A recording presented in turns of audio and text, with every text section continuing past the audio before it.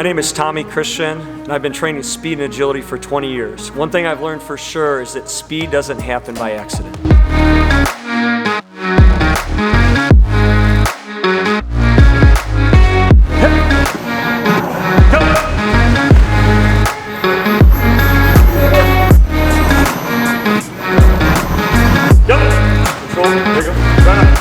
The value of the 1080 sprint really stands out with the high-stakes training environment of our NFL off-season clients. In this acceleration-focused session, I'm training Sam Acho, who's a 9-year NFL veteran, and with him in that position, I'm really looking for his multi-directional start, his burst, looking for reactive agility, and training his acceleration pattern. And then along the way, we're looking at really balancing out and understanding where his asymmetries and incorrect patterns of movement might reside. One of my favorite aspects of using the 1080 sprint is the fact that it is always collecting actionable and revealing data.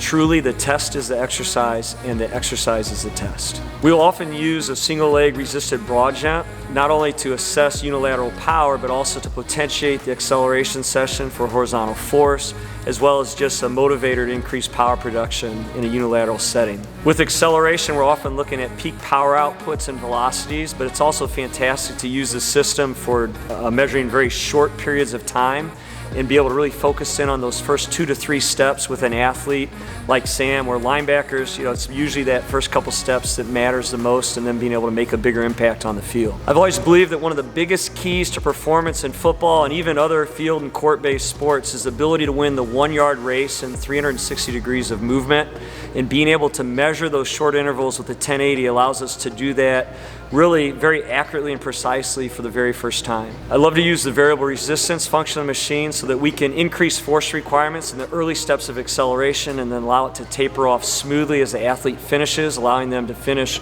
with rhythm and speed. And what we'll really track is peak power in the first 3 to 4 steps, where we want to see a high horizontal force component, and then max velocity at the end, so now they're getting into their speed and rhythm. It is important to be sure that you don't overstimulate the athlete with too much data and numbers, but rather use that data to direct their focus. Call out power. I'm going to call out watts. All right. So you get that feedback. Cool.